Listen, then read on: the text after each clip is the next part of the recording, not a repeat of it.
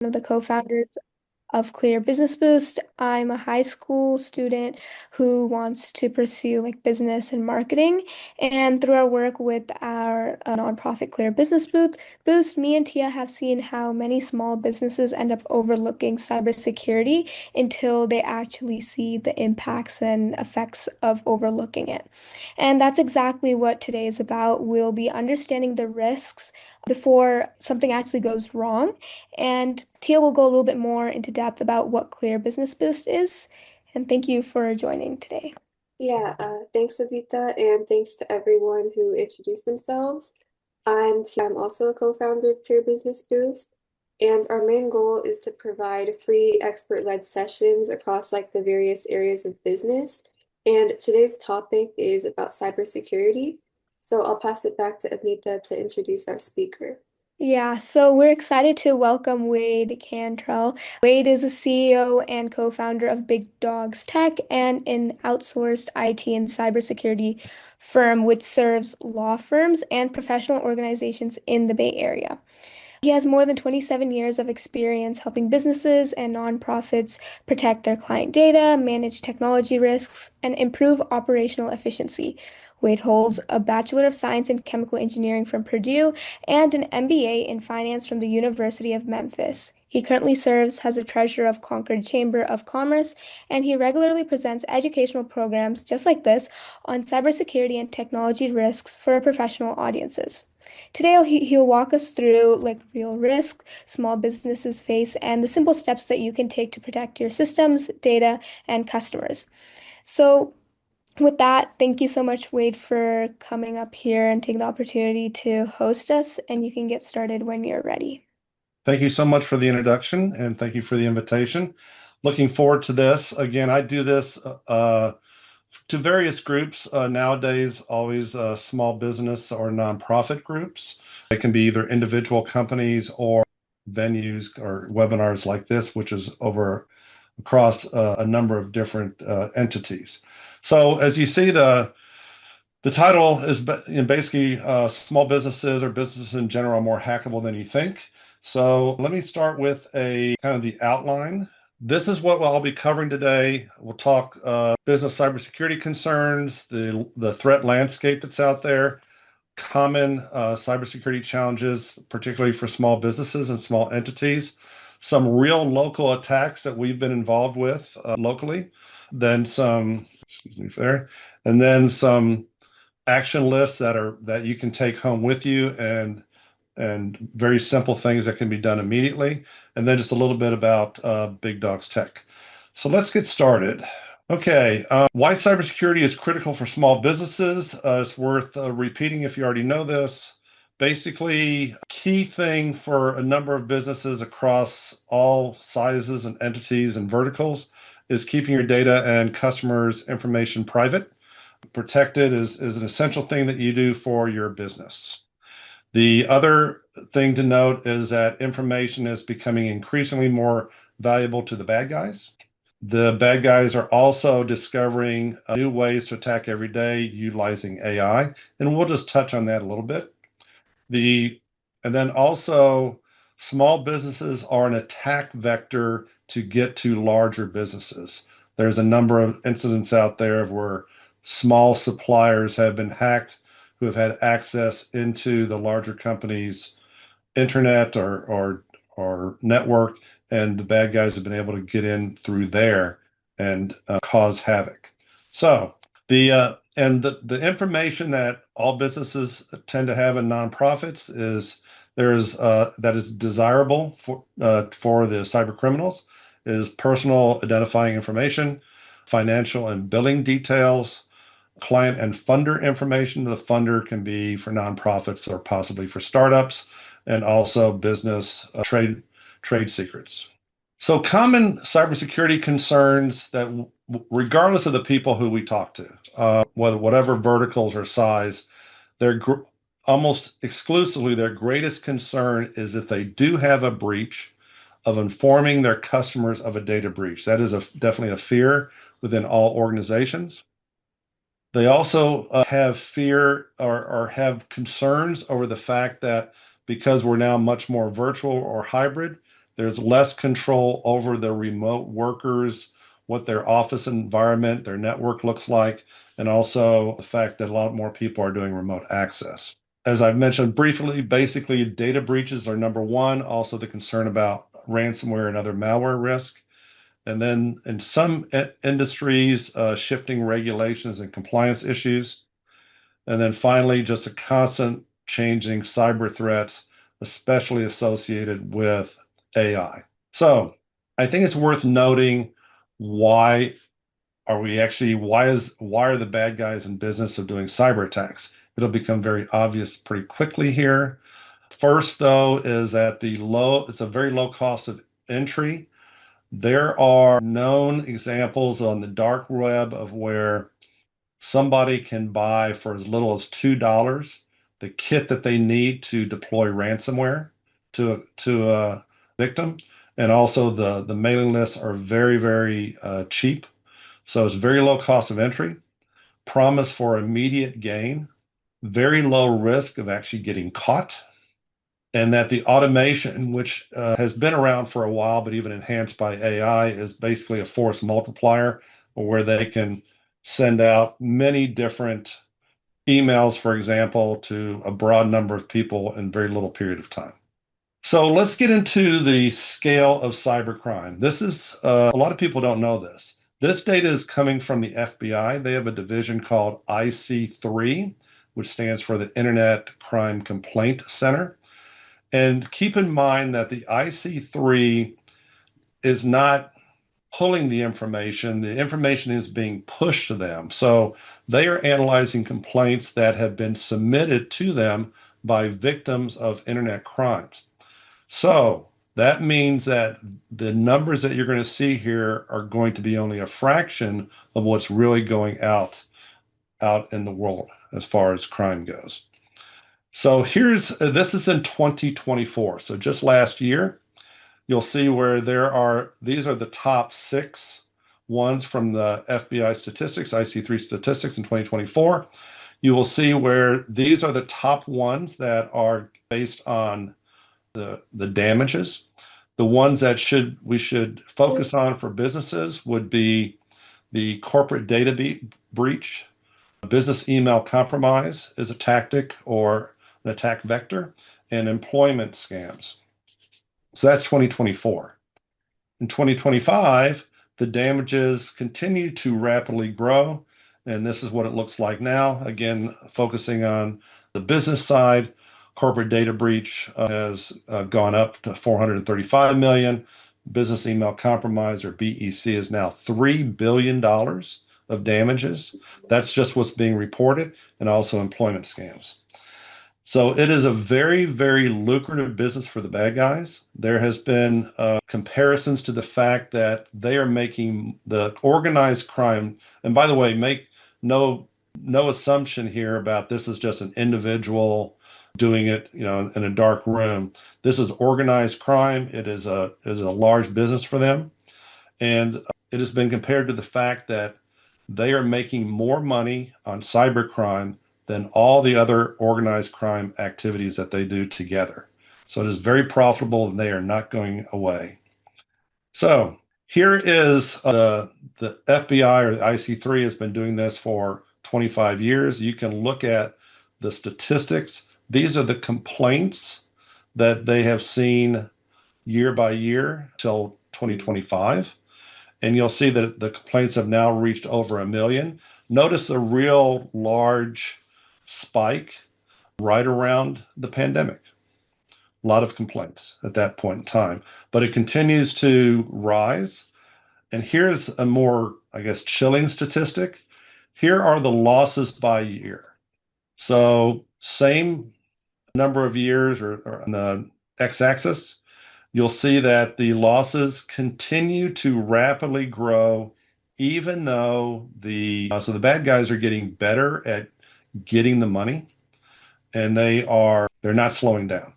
And even with all the advances in cybersecurity tools, the more effort put on by government, they're still increasing.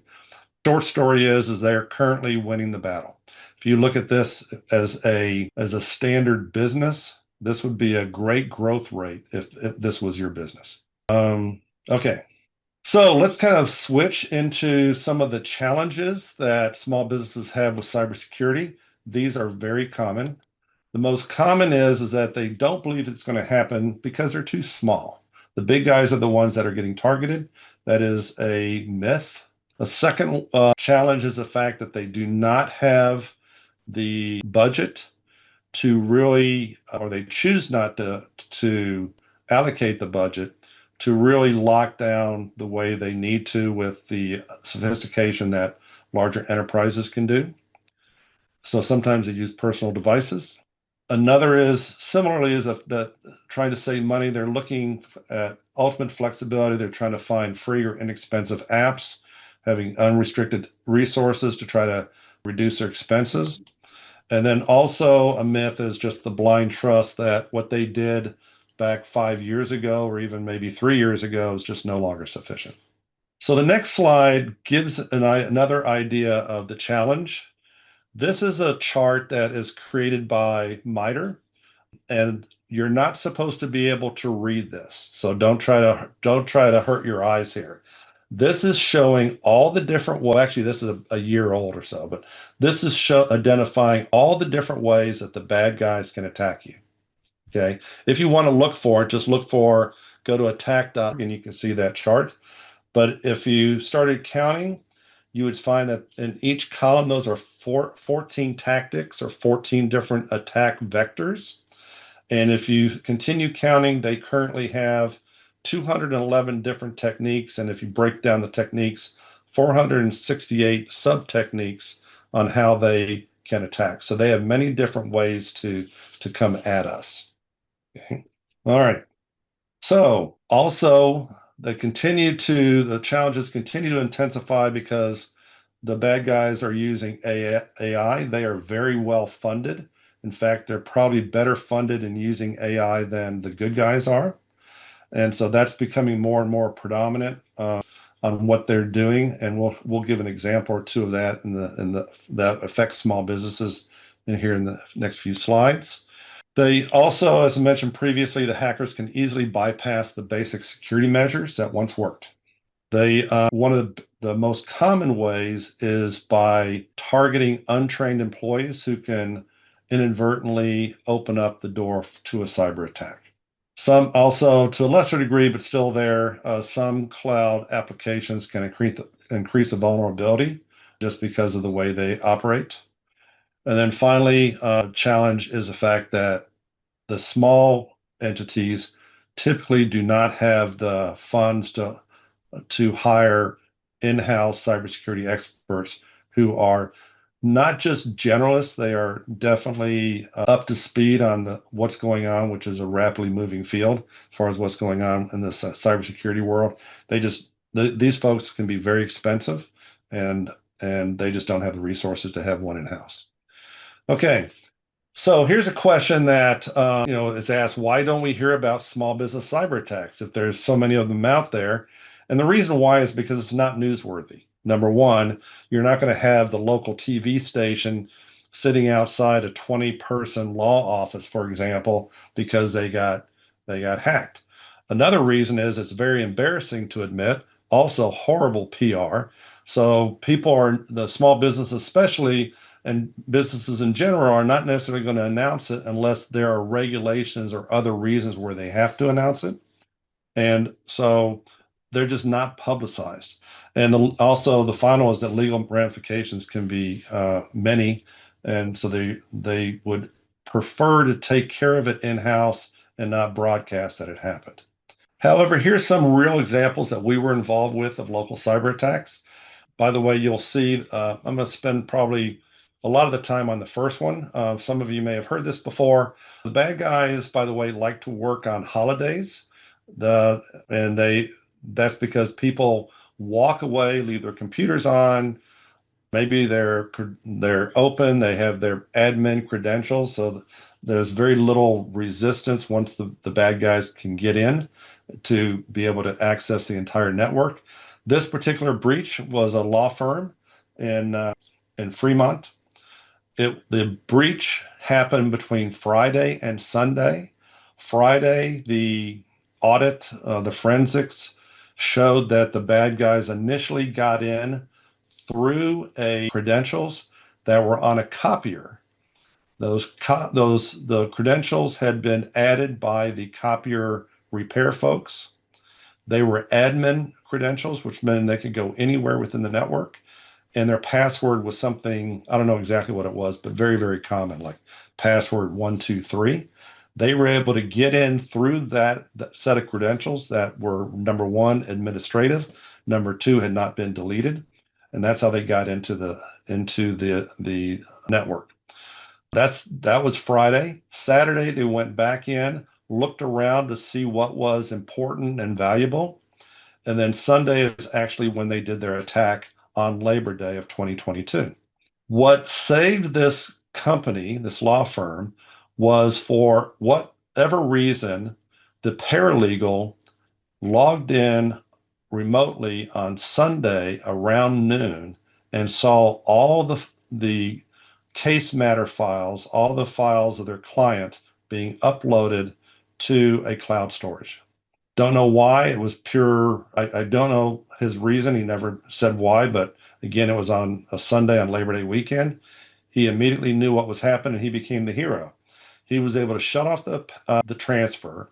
Apparently, the cyber criminal had thought, okay, everything's going well, and walked away from his computer. He went back to the office because he still had a live connection with that database, the cloud storage. He stopped the transfer, deleted everything that was in the cloud that was in the possession of the bad guy. So deleted all the data, then broke the connection. On Sunday is when we were notified, and then also the insurance company, which had very good cyber insurance, and we were able to help in that forensics. And the final good result was because of the actions of the paralegal, it was determined that there was no data breach. And so definitely something that very seriously was avoided. A little bit less talk on that, but similarly, again, local company, this was an engineering company. They were tricked by a business email compromise where the bad guys used multiple different tactics to convince the engineering company that because we were in a pandemic, they were no longer receiving paper checks and you needed to electronically transfer the funds for payrolls to this new bank account. They had blocked the true payroll company's emails. They had determined all the significant players that were, whether it was the payroll company's admin and the executive assistant at this particular engineering company, including all the executives. Basically, 2 payrolls were sent to the wrong location. And you can see how they got in. And the semi-good news is that once we were involved, we told them to talk to the local police, talk to the FBI, and to their banks, and they were able, through those forces, to be able to reverse one of those payrolls. But they still ended up losing, I think, about $20,000. And then this one's kind of interesting. This particular construction company got hit twice with ransom attacks. First one pretty much knocked out both servers and many of the workstations. They didn't have any of their data backed up. They did in a way. They had in their server, they had mirrored hard drives, which meant that one hard drive just copied identically to what the primary hard drive was. What saved them was that one of the hard drives failed. So it was no longer online. And that failed about a month or so prior to this attack. So they were able to at least go back and recover the data from that failed hard drive to get that much of the client's data back from a month and previously. The other thing is that they did not put in the cybersecurity measures that we recommended. And in less than 2 years, I got hit with another ransomware attack. By the way, once you are attacked successfully, you become on the bad guy's radar, and they will come at you more frequently. In this particular case, I don't know how it would have been avoided just from the human error. They were actually looking for candidates they were recruiting, and a resume came in that was infected and with ransomware. And when they opened up the PDF file, they actually started the ransomware. But the fact that they knew what was going on very quickly, they were able to isolate that particular computer and keep it from spreading. So anyway, real examples, and I could give you more, but these are real examples of what's happened here locally. Okay. All right. Okay. So how do we defend? Cybersecurity is now is a team sport. It is three legs, three pillars: people, technology, and the process. Process includes procedures. People, of course, are the humans. These need to all be strong to have a good, solid foundation. If one of those columns or pillars are neglected, the cybersecurity foundation will be weak. So there needs to be a, a combined effort through all of these areas. Practical methods of defense. Again, we're talking about people. People should be trained and made aware. They need to know how to resist and identify phishing and vishing and other things like that. Another thing that's very key, especially in small businesses, is they need to save their data properly and in the right location. Sometimes the data we find are saved all over the place and are not being backed up and are at risk. And then, similar to what I mentioned previously, really need to lock down the computers when they go home, or make sure they're turned off during long weekends or vacations. So that's the people side. Process, definitely have procedures in place, including bookmarks of your key vendors. So if somebody calls up and asks you for something unusual, you have that bookmark there that you can use to go to the known good location, and either phone book or phone information, and call the people and say, is this really what you're asking for me? Develop best practices, and also very, very important, use multi-factor authentication. And then the technology is what a lot of people focus on. We want to have multiple cybersecurity layers, so the bad guys have to get through multiple defenses. We need to have a robust data backup. And because there's so much coming through email, we need to have advanced email threat protection. Okay, why focus on people? This is a pretty high statistic. I've seen ones that are lower than this, but in general, everybody agrees that people are the weakest link, and that depending on who does the report, it's the majority of the attacks are starting with human error, or at least involving human error. And the fact that educating these employees can significantly reduce the risk. And so security awareness is definitely recommended. Okay, now we're getting into the meat of it. This is simple cybersecurity actions that can be taken that does not require high tech, does not require IT. So, action. Always require a phone callback verification if the vendor or the pretend vendor is wanting you to change some type of payment instructions. Okay.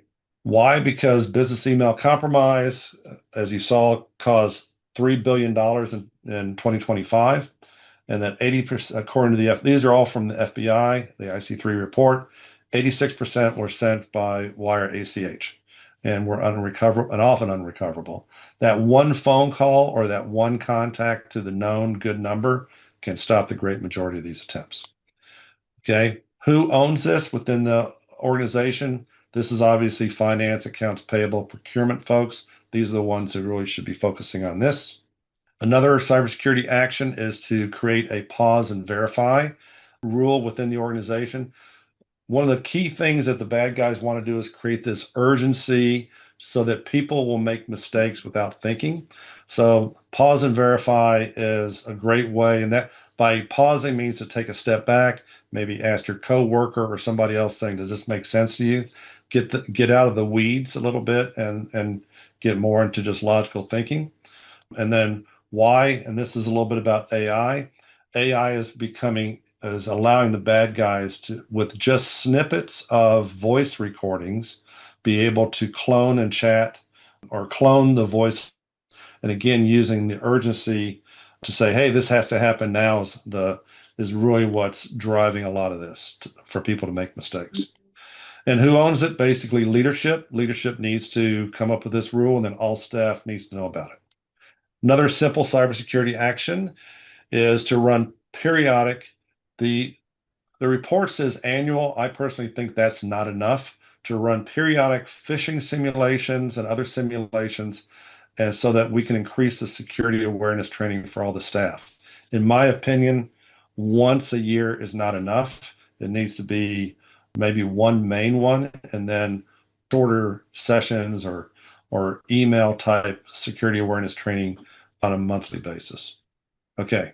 Why? Again, the earlier one said 95%. This is per FBI. 60 to 74% of the breaches are coming from human error, and training does reduce that risk.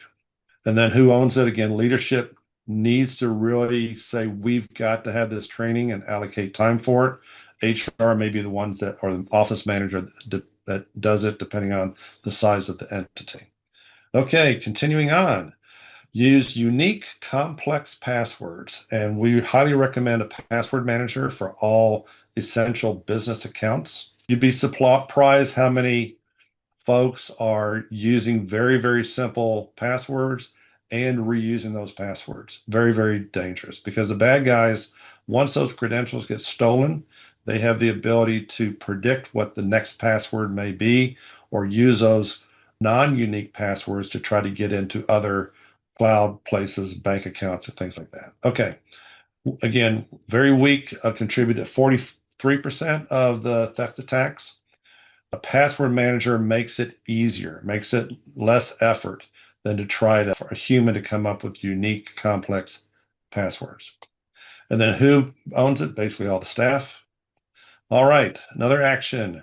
Have a process to report suspicious emails, calls, etc. Never just delete them. The reason why is share this with your organization so that your silence doesn't let the attackers target unsuspecting coworkers. Okay. And then again, all staff owns that. Another simple action is never share your passwords, account numbers, etc. by the plain unencrypted email or text. Always have it encrypted when you send it. Encrypted in place and encrypted in transit is the way to go. Why? Again, email and text were never designed to be secure, and the email can be much more secure if you send encrypted emails. And then again, all the staff should be aware of this and not do this, not share through very transparent means. Okay, continuing on. Getting closer to the end of this section, it is best to write an incident response plan before the crisis happens. Trying to come up with a plan when everything is in chaos and you're in the middle of ransomware or a victim of bank fraud or something like that, that's not the time to have it. Have it in place. Have your incident manager, if you want to call it, or point person identified. They know what to do and everybody knows what to do. And then rehearse it periodically. So again, a tested plan can cut down the recovery time and the costs. Also, as an aside, cyber insurance companies are now requiring it to actually obtain a cyber insurance policy. And then again, leadership has to take the time to put this together and to delegate it, and then all staff needs to be trained. Okay, here's an example of an incident response plan. Specifically, this is very high level. This is for bank fraud, but this just gives you a general idea. When something is identified as happening, take command immediately, have the incident response person that's in charge. Start with a simple incident log. Need to start recording everything that happened, all the details. The next is to stop the bleeding in the first couple hours. Call the bank, request immediate freezes, active monitoring, reversals. That's what happened with the engineering company. They didn't know that this had happened, so it took too long. So that particular fund transfer could not be reversed. The first one, contact the insurance company and also engage in any IT staff or outsourced IT that you have to get them on board and understand what's going on. Key thing is preserve the evidence and escalate. So you don't want to delete things, and also you want to file reports with the local police and FBI. And then stabilize finances. Again, this is assuming there's a bank, and determine what were the fraudulent transactions that happened, and then also to prepare controlled messaging and to be very clear internally and externally with what's going on. Okay. Practical tips in general about a breach exposure, an incident response is, as I mentioned before, plan to have a kill switch, plan your what's called a shields up moment. What can you take off? Let's say if it's a ransomware, what can you take? What equipment can you take offline and safely and still have limited functionality, if any? And then questions to ask would be, do you know what your work environment looks like with your remote workers? Because sometimes they can be a lot different than what would be in an office environment. And then an example, I'm picking on it, bookkeepers, but bookkeepers are independent contractors.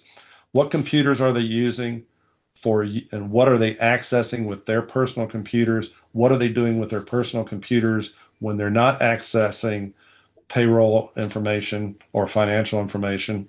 And then how can you manage that? So another thing to think about is this is a non-technical thing to do, obtain or review the cyber liability insurance. Look at your current business insurance policy. Chances are it is not sufficient. Typically, you need to have a separate cyber insurance policy. And the reason why, I get into more detail, but it covers a lot of different losses. And the ownership, again, is the leadership has got to allocate the budget and the time to look at the cyber insurance. So you're saying that you don't have cyber insurance, okay? Here is the reason why, okay? These are some of the things, and I'm not going to read it to you. Here are some of the things that cyber liability insurance can cover. It is very, very useful. They can assist very much so. We saw that with the law firm that got hacked. They assisted very much in the breach response. They covered a lot of the costs. And then, fortunately, there was no ransomware in our case. But again, look at every policy could be different, but they cover a lot, and these are some of the most important ones. And then pay for liability or defense costs. And then this is what I just showed you on the individual slides. This is a breakdown of the simple cybersecurity action list that you folks can do without needing IT. Okay. It shows kind of the likelihood and the impact for most companies, and also gives a priorities on the right from highest to still pretty high, going all the way down that list. This can be something that probably will be shared later if I would imagine they can capture that, or I can send it. Okay, so that's the simple non-IT. I did want to share some about what does involve IT. We've talked about multi-factor authentication, setting up VPNs, etc., coming up with backups that are offline and are the bad guys can't get to. They either can't delete it or change it. Patching operating systems, limiting admin access to only who need it. That's also called least privilege, which I think is very, very important. And then to remove default passwords, unused accounts like the copier account that was the vector that got into the law firm. So those are the ones that are very, very high that IT can be involved with. If some of the folks out here actually have an IT department, this is something you would want them to do. Okay. All right. Practical tip. Again, more reinforcing, because 94% or quite a bit of malware comes from email, and you see the other statistics, then use multi-factor authentication. I cannot stress that enough. Multi-factor authentication causes a little bit of friction in the workplace and the workflow, but it really reduces significantly the ability for the bad guys to break in. And then also to do employee education and to do email filtering through using advanced email threat protection.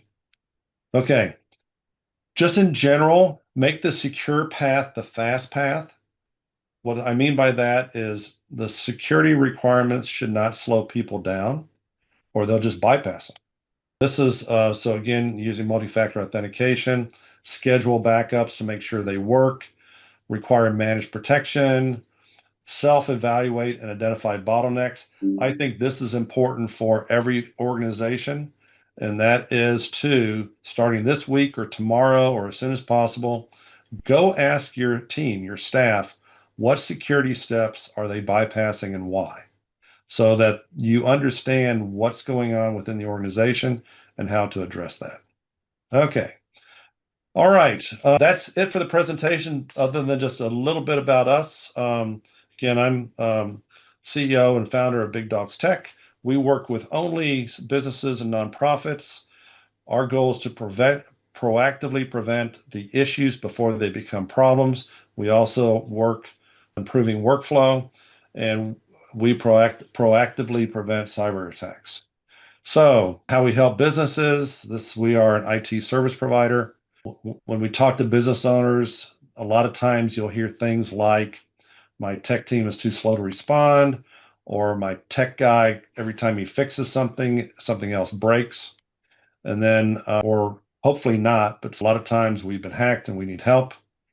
And so that's really it. I think I'm pretty much hit my time. Is that correct? Yeah, thank you. If you don't have anything else, then I um, have some more slides, but I think that I've given quite a bit of information. I can go a little bit longer if you want, but it's up to you guys.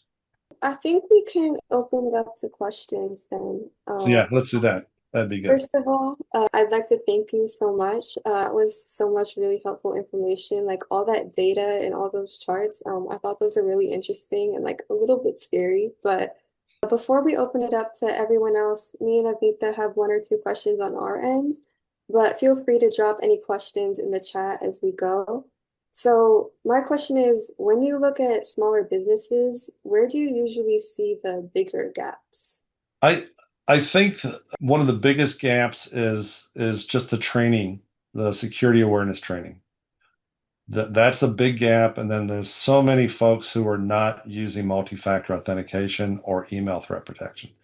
Of those 14 vectors and all the different ways the bad guys get in, they're not using them all equally. Again, the majority of it is involving either email or human mistakes or both. So to really focus on, because we're doing a better job, assuming the people are doing it, of having different cyber security tools, whether it's endpoint protection on the computers or network firewalls or things like that. That's become tougher for the bad guys to get through. So they're going the easier route, which is to try to trick the people into making mistakes. So that's, I think, really where a big part of the improvement could be. Again, the good news is non-technical. It can be done pretty easily and robustly with just the leadership. Leadership has to be involved, and they have to buy in. Thank you. Good question. Yeah, I think you partially answered my question as well, but I'll still ask if you want to like add more to the answer. But what are like 2 to 3 simple changes that you would recommend a small business to make now and that would have the biggest impact? I know you like heavily emphasize like training. Is there anything else? I think everything that I mentioned is possibility, but is not necessarily true within the organization. So I think I would emphasize, again, starting immediately, would be to go around and understand what the staff is actually doing. When it comes to data, for example, we see so many times of where everything is supposed to go to this particular data backup, which again, or not backup, but primary data depository for everybody's supposed to work out of. And the reason is it's protected, it's backed up. So if anything happens, they still have that data. So many times we go to businesses and the people are using like their own desktop to store very important stuff, which is not necessarily being backed up the way it should be. So I would say the first thing would be to take some time and identify with your existing staff and team what they're actually doing and just look for those particular holes in the system. use this as a guideline, then find out which ones kind of rise to the top as far as things that need to improve upon. Okay, yeah, thank you. And I think with that, we'll transition to questions from the audience. Lisa's asked some questions in the chat. I can just like verbally say them out loud. But the first question is, what email protection for small businesses do you recommend?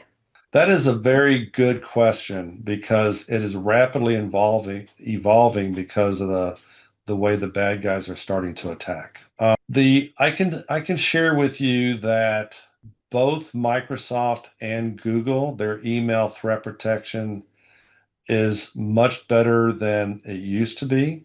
So if the business is focused on Microsoft, buy the license. Not all Microsoft Office licenses come with it, but buy the Microsoft Office license that includes Defender.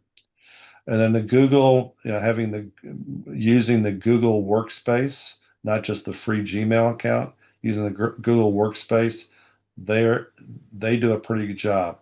The downside to them in general is that it blocks things, but you don't know what they blocked. So you're not sure if they're blocking everything you want, or more importantly, they're blocking stuff that you do want to get through that's not getting through to you. So back to your question, there are ones out there. I can tell you the one that we're looking at right now, and we are now made it our primary one, is email threat protection by Checkpoint. And what they do, they're more robust in the way they can identify and quarantine and block the emails that are malicious or spam. And what that does, by the way, didn't really identify this. If you get a really good email filter, just getting rid of the spam is so good when it comes to productivity, because you don't have to wade through all the different spam that's coming to you. That's very important. Also, something to add about email threat protection and anything really in general. We're in an unfair challenge in the fact that we have to win every time. We have to be successfully identify if that is a malicious email or not, if it gets through to us. We have to win every time, where the bad guys only have to win once to get in. So it's very unfair. So that's why having things like a really robust email threat protection can block, nothing's 100%, block like 99.9 something percent. So there's less decisions that need to be made in your mailbox. Okay. So very important. So Checkpoint's a very good one. There's some other ones out there. Proofpoint, I think, is one that we did not check. We've used AppRiver before. In fact, we're still using it. It's used by a lot of different banks. We're finding that particular email threat protection was good a year ago or so, but now the bad guys have figured out a way to get around it. So they're not quite up to speed. So we're actually moving to something different, but it's still very good. So you can also probably put it in Perplexity or Claude or ChatGPT and get the evaluation there yourself. In general, the free ones, though, are not going to be that very good. Thank you for that. Yeah, I think there were some follow-up questions to that if you want to share out loud, or Do you want me to read, or asking the folks to open up their mic and talk? yeah, feel free to do whatever you feel most comfortable doing, but everyone can speak, and yeah. Okay, let's see. Going through. Okay, what is vishing? Okay, vishing is like phishing. So I did have slides in here for that, but I decided not to do it because I thought I was going to run a little bit too long, or maybe it was too technical. Phishing is primarily through email, and then spear phishing is when they're targeting like an executive. Vishing is using voice. For example, calling up somebody within the organization and through social engineering convince them to give up information they wouldn't normally give up. So vishing is basically by a phone call. Okay. So what type of training to recommend with 5 to 10 employees? There's a lot of training out there for security awareness training.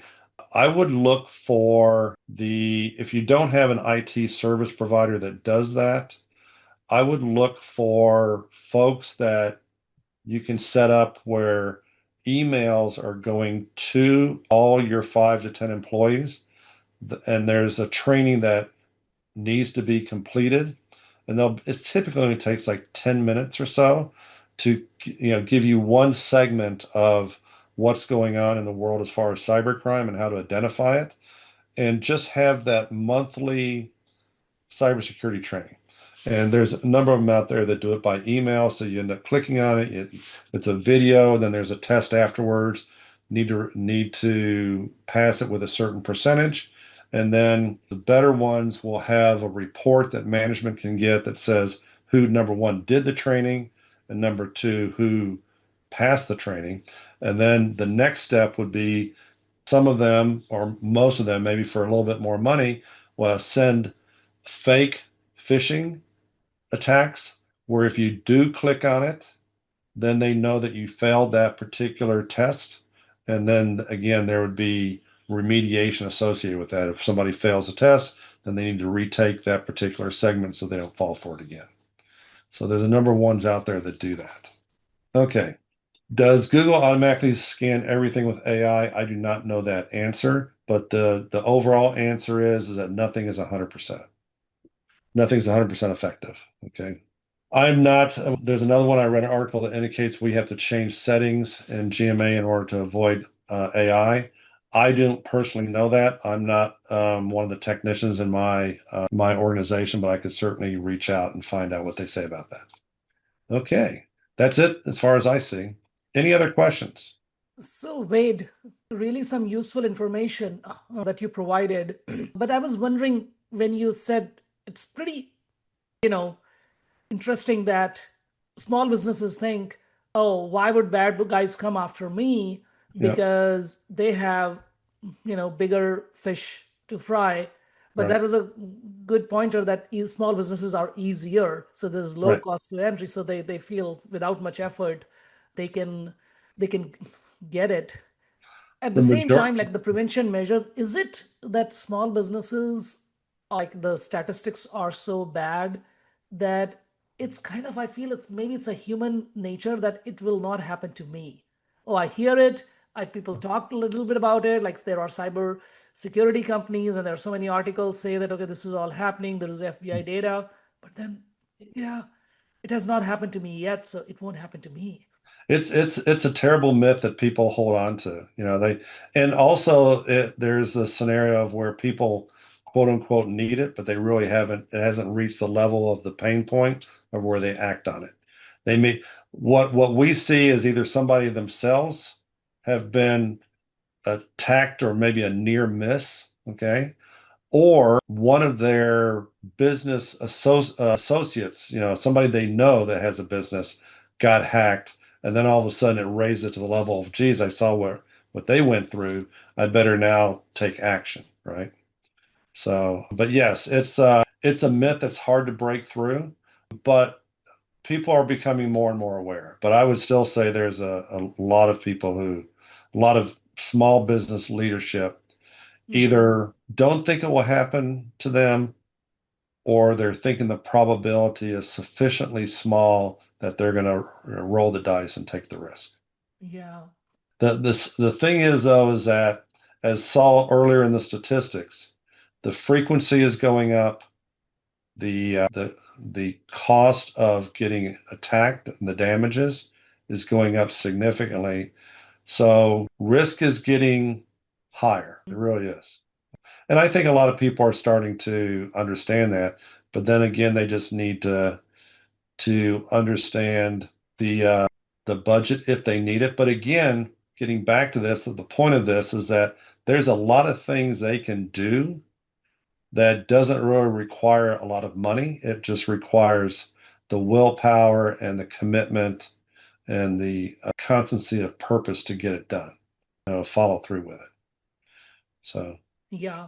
So And the budget doesn't have to. I mean, there's a lot of things they can do Mhm. that doesn't require a big budget. It requires time, but it doesn't require a big budget. Right.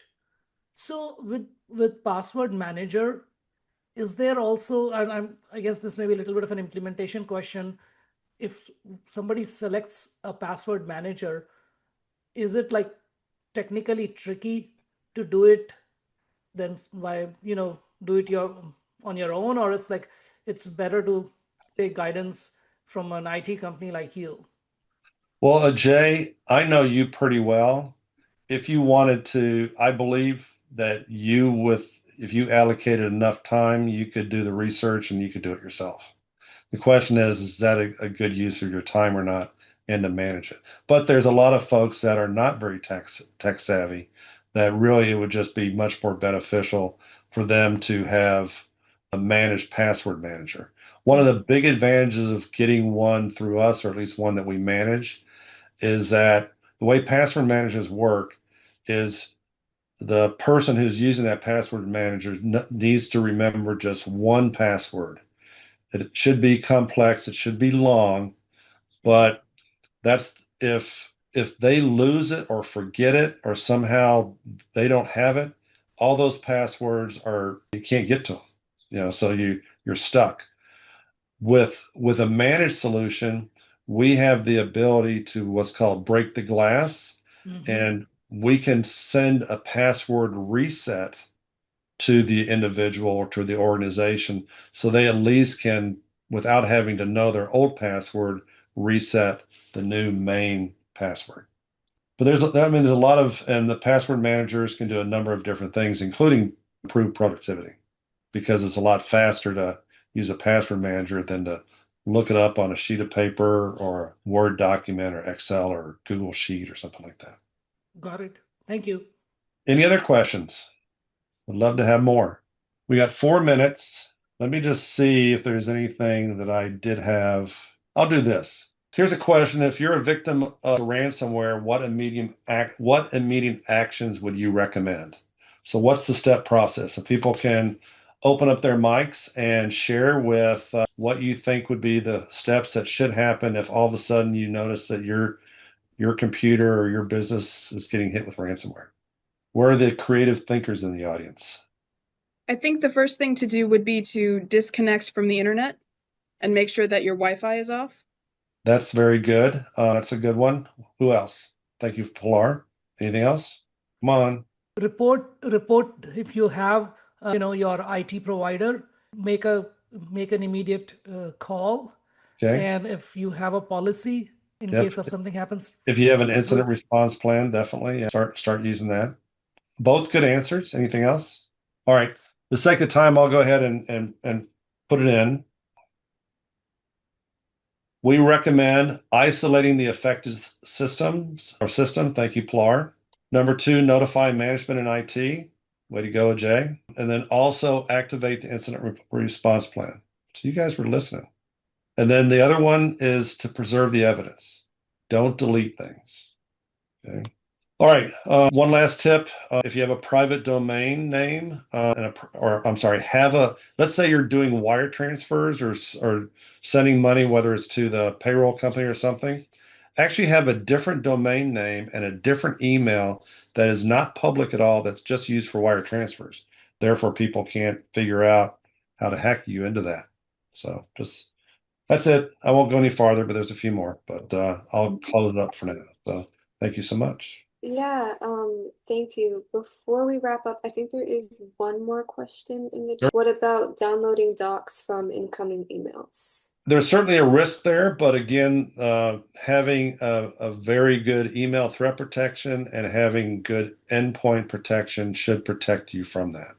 So, but it's a necessary part of the business, right? To be able to get those documents, but make sure that you have more than one mechanism to kind of look at it.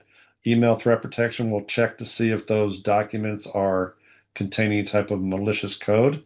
And then also the second layer of cybersecurity would be the advanced threat protection that's on the particular computer or the system to identify it if it's also doing something malicious. So you have to do it, but make sure it's coming from somebody you know, right? Thank you, Elise. Anything else? If not, thank you so much for the opportunity.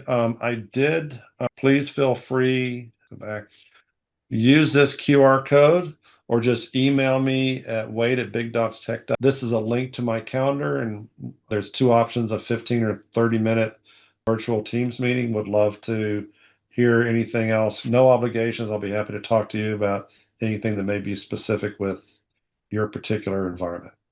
Yeah, and if there's no more questions, we want to thank you again, Wade, for sharing your experience and making this topic a lot more approachable and more simple to understand. Like Tia mentioned earlier, the data formatted in like a graph form instead of just like spitting out the numbers made it very easy to understand as a visual learner myself, and I thought it was really valuable. Yeah, and we'd like to thank everyone who joined us. We know you're all really busy and it is evening, so we really appreciate you taking the time out of your day. Okay, thank you so much. Appreciate everybody, and have a good rest of your evening. Yeah, Yes, have a thank good Thank you. you. Thank you. Bye bye.